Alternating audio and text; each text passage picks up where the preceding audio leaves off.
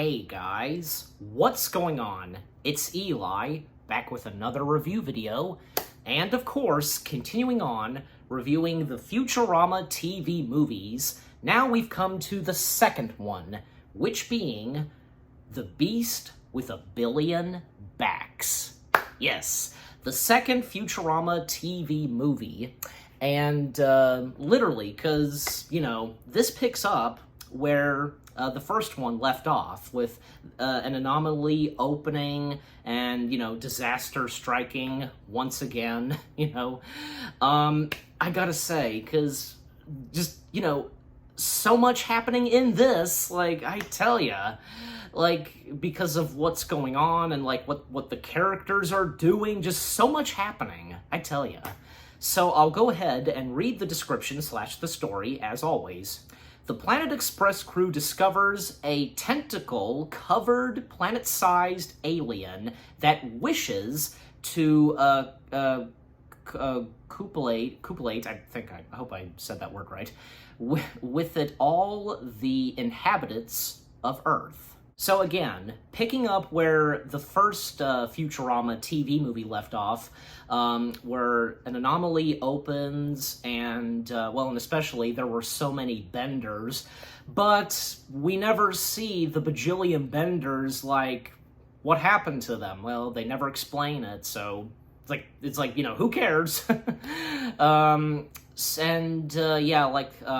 The citizens of New York, panicking because of the anomaly, and, because with, another thing is, the opening to Futurama, with the ship flying around New York and crashing into the TV, well, at one point, they go through the TV, and, we get a little bit of, say, the Futurama characters in the style of, a 1930s cartoon, specifically the Mickey Mouse short Steamboat Willie, and then it comes out of the TV, so that's pretty funny, but cool at the same time. And as we all know, Futurama did, 2 episodes where they were in different cartoon styles, like anime, Scooby-Doo, and of course, 1930s cartoons.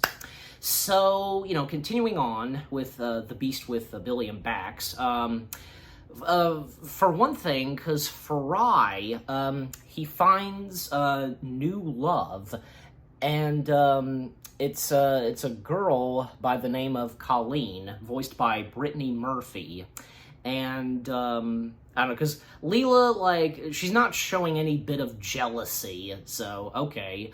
And also, Amy and Kif, they are due to be married, and they of course invite the Planet Express crew. Kif's parents are there, and I almost forgot, because Kif's parents, they're literally a swarm of mosquitoes or something like that, and how they talk, it's pretty funny. And Amy's parents, of course, there as well. And I think, I think it was Amy's dad that killed one of the bugs that's a part of Kif's dad. Is pretty funny. And so and at one point, Professor Farnsworth and a group of other professors are called in for a professor meeting, and being hosted by Stephen Hawking himself, and of course, Stephen Hawking, and of course, Stephen Hawking, his head in a jar, obviously, his head would be in a jar, and basically, they're talking and discussing about what to do with the anomaly, and Professor Farnsworth suggests that they should investigate and explore this anomaly. And Professor Farnsworth's competitor, Dr. Ogden Wernstrom, he agrees with Farnsworth about his solution, but Farnsworth, he wants nothing to do, or he doesn't want to hear from Wernstrom, but Wernstrom's telling him that he agrees with him, and then Farnsworth starts this where he says that him and his crew are the best and they can explore the anomaly. And then, of course, Wernstrom, he's like, oh, is that so? And then a little bit later, they have a challenge, and which one of the crew wins, gets to explore and investigate the anomaly, like a death ball match or something like that. And, that kind of ball game where you tilt it and, like, the steel ball moves, that. But instead, like, it's big and, with them trying to avoid them and not get crushed, they're also trying to roll it into the holes. It's pretty funny. But of course, the Planet Express crew, they do win, and Fry's girlfriend, Colleen, there to, cheer him and support him, and, when she kisses him, she then kisses one of the team members of Wernstrom's crew, and basically we find out that Colleen has 5 boyfriends. Okay, and but she still loves Fry. But Fry, he doesn't know how to handle this. Even say at one point, Fry asked Colleen, if, she would move in with him and so on. Even Bender was starting to feel upset and I guess a little bit jealous, telling Fry, why can't she move in with us, etc., etc. Of course, Fry does move in, and basically, like, the building that she lives, like the apartment building, like, him pressing a button to get to the room that she's in, the building, like, lowers down, and the people living in the building are screaming. Like, what is this, Tower of Terror? I think it's an obvious joke, don't you think? So yeah, he moves in, but of course, Colleen's other boyfriends are there, and a bit difficult for him to, like, have a conversation with Colleen, even, like, saying, giving her a toast, because Colleen had become chief of police, and, Fry giving her a toast, and, one of Colleen's other boyfriends thought that, he was talking to him, and then starts a rival with all the boyfriends, and at one point, Fry, he can't take this anymore, and he dumps Colleen, he can't do this, so, especially because, this came out of nowhere for him, like, she's dating multiple boyfriends, so, a polyamorous relationship. But anyways, the Planet Express crew go to explore and investigate the anomaly, but at one point, Wernstrom contacts Farnsworth. Basically, Wernstrom is warning Farnsworth about something about the anomaly, but Farnsworth, he doesn't want to listen, and he has Herms hang him up rudely by, like, using his butt cheeks to hang up, like, the phone. It's pretty funny. And when they arrive at the anomaly, because Bender's, like, he says, like, you should send, like, a robot drone, and, like, he said it, like, he had to say it because they all turned to him, and so he's the one that goes and investigates the anomaly. And when he makes his way up to the anomaly, because, he says, hey, other world, bite my shiny metal, and he gets zapped by, right as he was saying his catchphrase, he gets zapped by the anomaly, and both him and the Planet Express ship, they go flying, away from the anomaly. And then we see Bender in the hospital, and, recovering from what happened with him being zapped. And Bender gets a surprise from a visit from the robot actor Calculon. Yeah, Calculon visiting Bender, and at one point, like, Bender starts becoming a stalker to Calculon, along with others that stalk Calculon. Like, at one point, like, a bunch of stalkers, like, visit Calculon at, like, I guess his dental appointment or something like that. And even at one point, Bender, he broke into Calculon's house, and he's on his bed, and Calculon, I guess he apparently has no problem with it, and, he likes this, and basically, like, knighting Bender as, like, his, like, main stalker, something like that. But it's pretty funny, especially when Calculon, he turns off the light going to bed, and we see their eyes. Sometimes, like, when it's pitch dark in cartoons and you only see their eyes, well, and Bender, he his eyes grow out, and you know what he does, and like just staring at Calculon disturbingly. And at one point, Wernstrom contacts Farnsworth once again to get Farnsworth's attention, and Farnsworth, he comes to listen, and basically Wernstrom tells him about the anomaly that, you know, and what happened with Bender, because robots can't enter into the anomaly, only living beings. Like,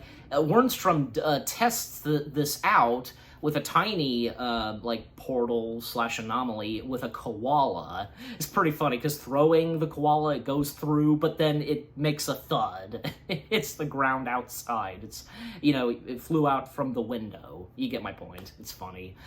And basically, Farnsworth and Wernstrom, they go to Nixon that, you know, they need to figure this out more and discover it and, you know, learn about it some more. But Nixon, he does not want to hear any of this. Like, you know, he thinks it's best to basically attack and destroy the anomaly. And, you know, Nixon puts Zap Brannigan in charge to, you know, to lead, to destroy and attack the anomaly. And Farnsworth and Wernstrom, they're against this, you know, and, like, they're booing, and, you know, Nixon has Colleen and the two other officers, you know, like the one that's human and one that's the robot, you know, Earl, those two. Nixon orders them to, you know, beat them up with those, like, lightsabers, and basically Farnsworth and Wernstrom, they get arrested. Like, really? All because that they disagreed on what Nixon said, and, you know, in the crowd, like, okay. And it was pretty funny, because when they were beating them up, like, Colleen's helmet came off, and her fluming hair in slow motion, and Fry looking, and Fry, he just can't take this, you know, because, you know, he still loves Colleen, even after, you know, he broke up with her, and telling Leela that he needs to go away forever, and Leela, she's perfectly fine with it. Okay, jeez, Leela. And so Fry, he goes aboard the ship, and at one point, Bender mentioned to Calculon about the League of Robots, and when I was watching this, I was like, where'd this come from? When did he when did he bring this up? Like there should have been a good reason as to why, you know, he's bringing this up. And Calculon telling Bender that the League of Robots does not exist, and Bender, you know, he gets upset about this.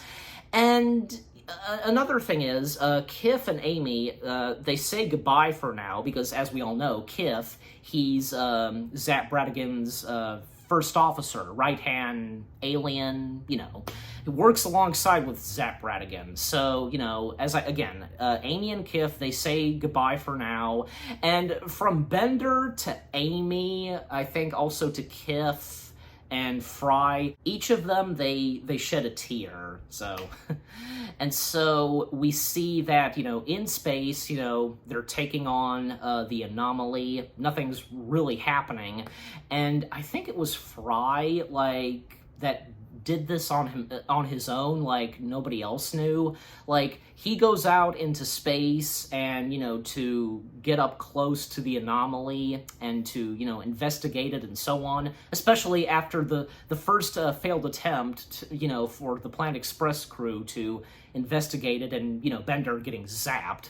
And Zap Brannigan, he orders Kif to launch a missile at the anomaly, and, you know, it's taking a little while to get the missile ready and so on, and, you know, Zap, he's just pressing the button, fire, because he's just wanting to do this and get it over with, and so desperate to fire on the anomaly. And Kif, he accidentally gets caught in the missile and the door closing on him, and him along with the missile are launched out into space, and because, you know, his legs getting caught in the hatch, you know, with the missile, you know, right as the missile was about to hit the anomaly, you know, he says, you know, hello, Fry, and, like, apparently, like, Fry's okay with this, like, how are you doing? I'm doing fine, and, the missile launches back, like a bungee cord, because, with, again, Kif's legs getting caught in the hatchet of the ship and with the missile, and Fry, well, he does enter into the anomaly, and for Kif, well, because the missile, like, it went back into the ship, and it basically crushed and killed Kif, and when I was watching this, I was like, okay, like, obviously we know that Kif, he's alive in the show, especially after this, so, like, okay, how are they going to bring him back? And we do find out very later on in the film.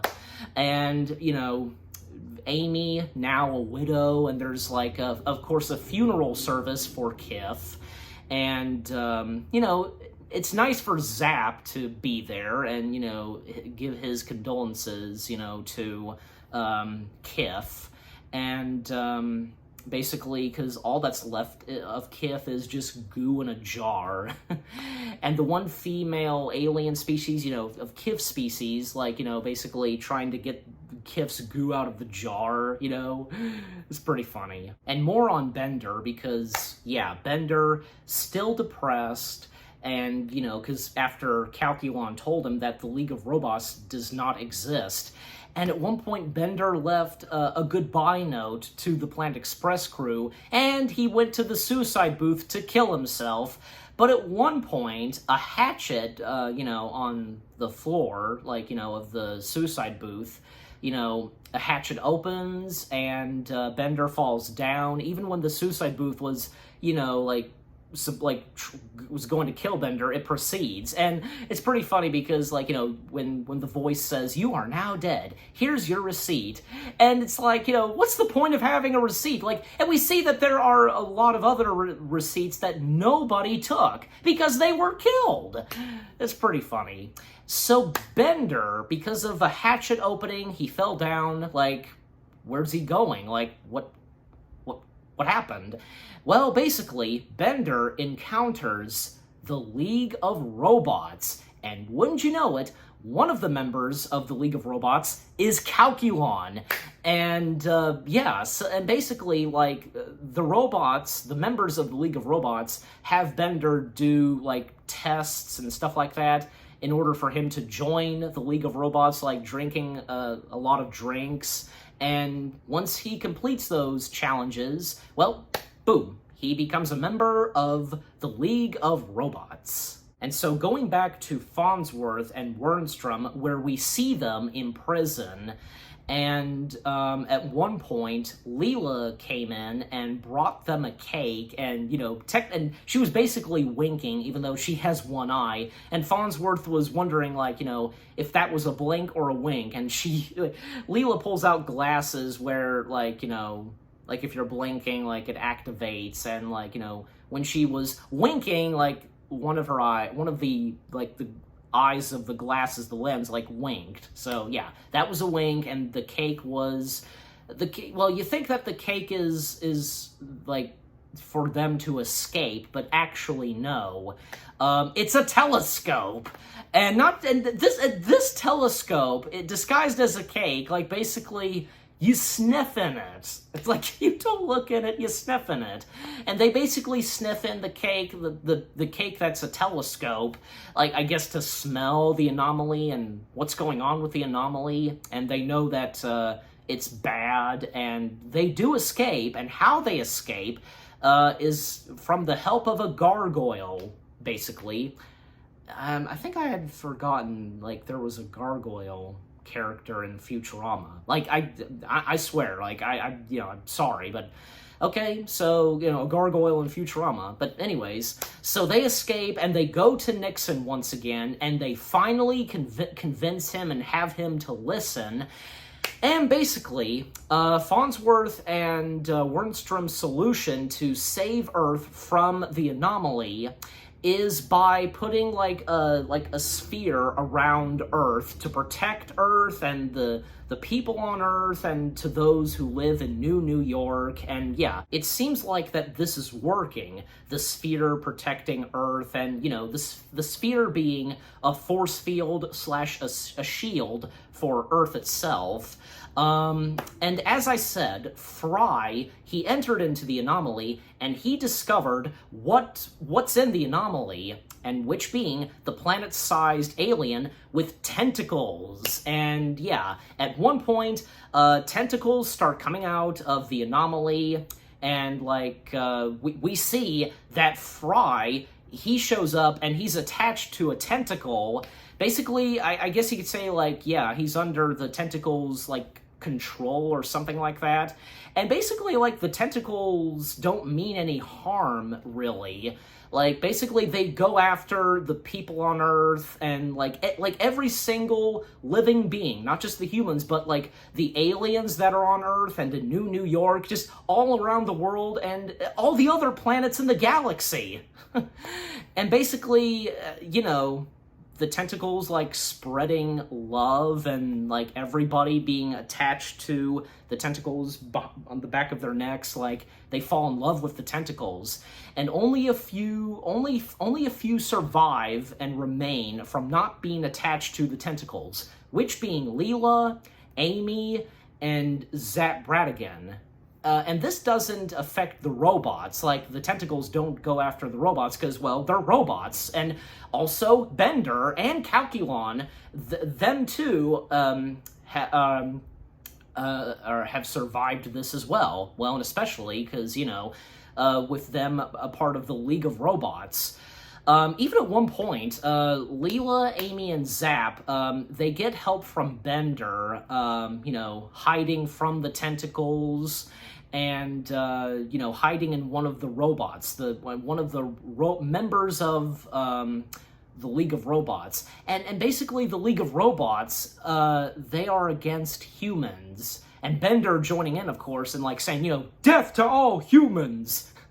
And yeah, Zap, Amy, and Leela hiding, that doesn't work, and they escape, and apparently, the members of the League of Robots are okay with this, and with Bender, he hid humans, and by the way, because Calculon asked Bender, who are these humans, but doesn't Calculon know who they are? And not to mention, the one robot, voiced by Maurice LaMarche, the couched robot, you know what I'm talking about. He's a member of the League of Robots. Doesn't he know them as well?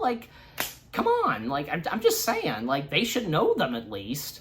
But anyways, we also see that Fry, he's very attached to the tentacles and with the giant-sized alien planet. And at one point, Fry, he becomes a priest and basically starting this new religion, and that has to do with the tentacles, love the tentacles, stuff like that. And at one point, Fry brought in Colleen, because Colleen is not attached to the tentacles, but thus she is, and of course, she falls in love, and, being a part of the tentacle, and so on.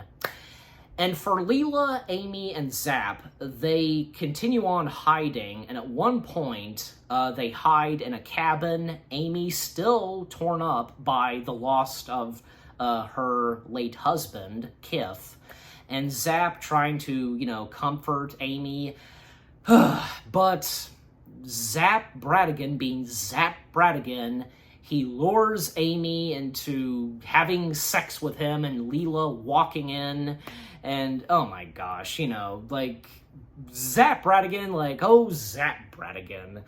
And at one point, the tentacles, they get to Amy and Zap, and Leela is technically all that's left. I mean, alongside with Bender and the robots, of course. And Leela, when she was getting attacked by the tentacles, she at one point sliced one of the tentacles, and she has the little tip and piece of it, and she goes back to Planet Express to investigate and to discover and learn more about the tentacles and what they really are, and with them being attached to everybody.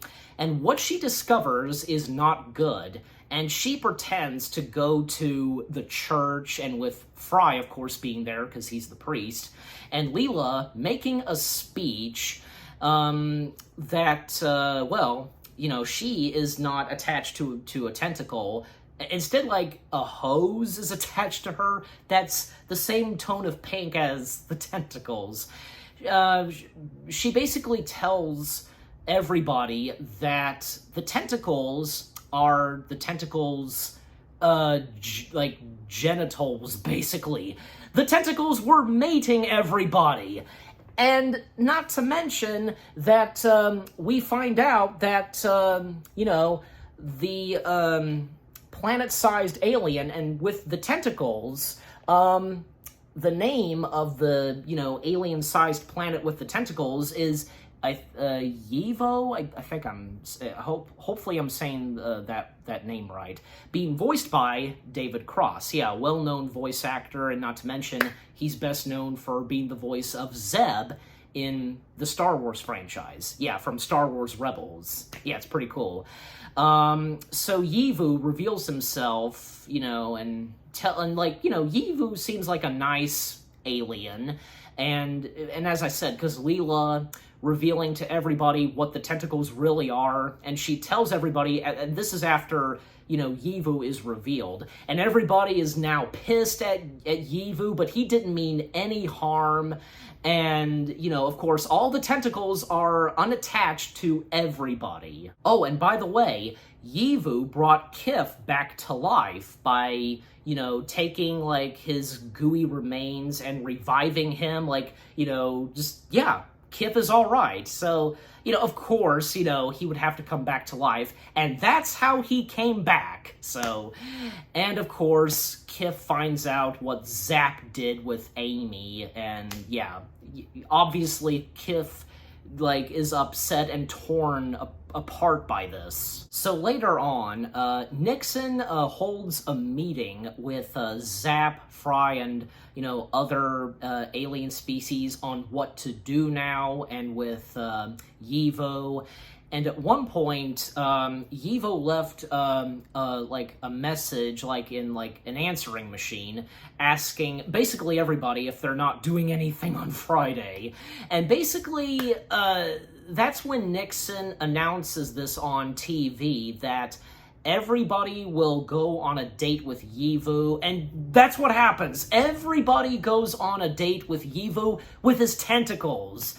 And it's pretty funny, because, you know, a montage, and, like, you know, like with squares and seeing everybody, and when the tentacles of Yevu say, you know, it was fun, you know, I had a great time, you hear everybody saying, me too, like, oh my gosh, you know, it's funny. And then another meeting held by Nixon on, you know, what to do, and especially after the date.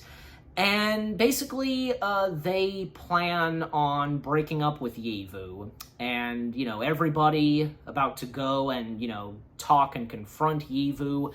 Bender, he still can't join because robots, they can't go through the anomaly. And Bender's still being upset by this. And that's when the League of Robots, you know, they discuss this, and Bender, he goes to meet with Robot Devil, asking to help, you know, create an army, because, you know, what the League of Robots have in store. And Robot Devil is happy to do so, but, you know, under one condition, just one tiny thing. Robot Devil asks Bender to bring in his firstborn son, and apparently Bender had a firstborn, because we see Bender's firstborn robot son. You know, they're reunited, but Bender being Bender, he brings his firstborn son to Robot Hell, and Bender's son gets thrown into a flaming pit. It's funny, and oh, Bender. And when we see that everybody is going to talk and confront Yevu, like they were, you know, they're about to break up with Yevu, Yevu pops the question, and thus everybody moves out of Earth to Yevu. Like, it's it's heaven, basically. But on Yivu, Yivu, this, giant-sized alien planet. And Bender coming in with a robot army and giving a speech, for thousands of years, robots have been enslaved, by humans, and well, we're taking over Earth. And yeah, everybody has no problem with the robots taking over Earth. Well, because they're moving out. So, thus, they move out, and the robots, they're all that's left on Earth, but the robots, they're still not having any of this. And, because they want to, join, being a part of Yivu and so on, and because, they can't go into the anomaly.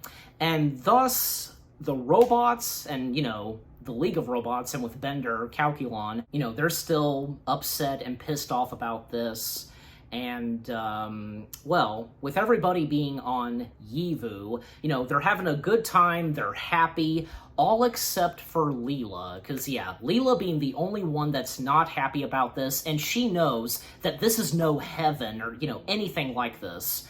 And at one point, one evening, Fry is writing a letter to Bender. But the thing is, a little bit earlier, Yivu told everybody not to have any contact with another universe, a planet, and Fry, well, because he didn't listen, he wrote a letter, to Bender, and it was flown, because writing a letter and, turn into a paper airplane, flown to Earth, and it is received by Bender, he receives it, he reads it, and, well, when we come back to everybody on Yivu still having a good time, there's one moment where giant, pirate spears come in and hit, on the ground, and basically, a pirate ship comes in, and it's the robots, and, who be leading, the robots, and being captain,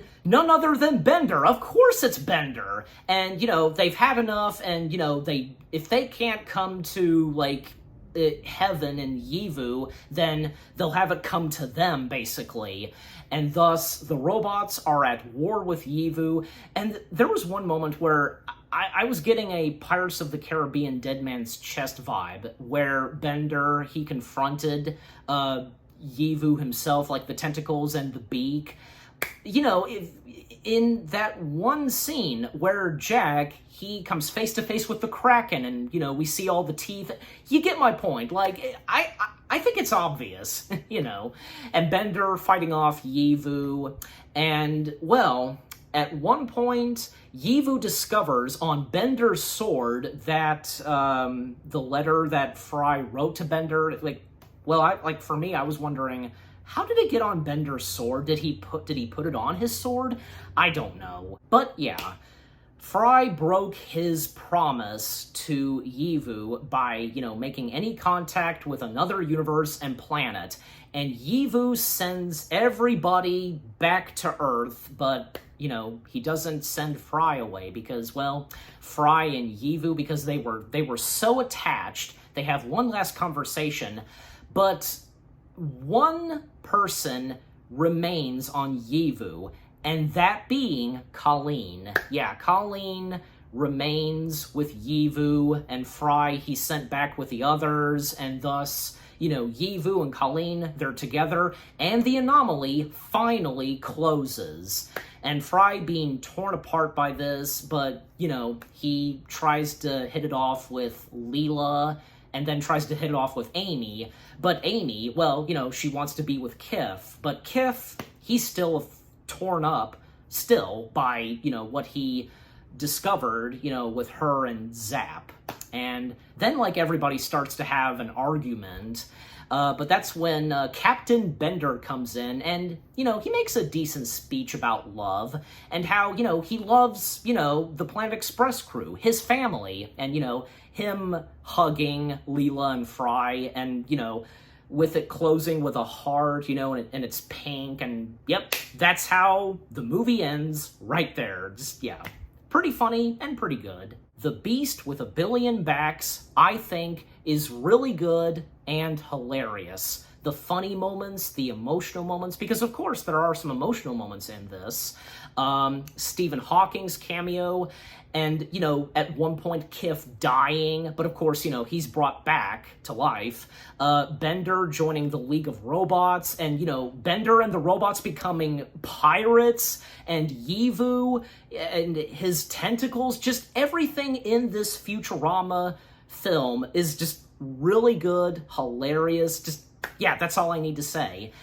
And I'm giving The Beast with a Billion Backs 10 out of 10 stars. Yes, 10 out of 10 stars for The Beast with a Billion Backs. And what about you guys? What did you think of The Beast with a Billion Backs itself? What did you think of my review?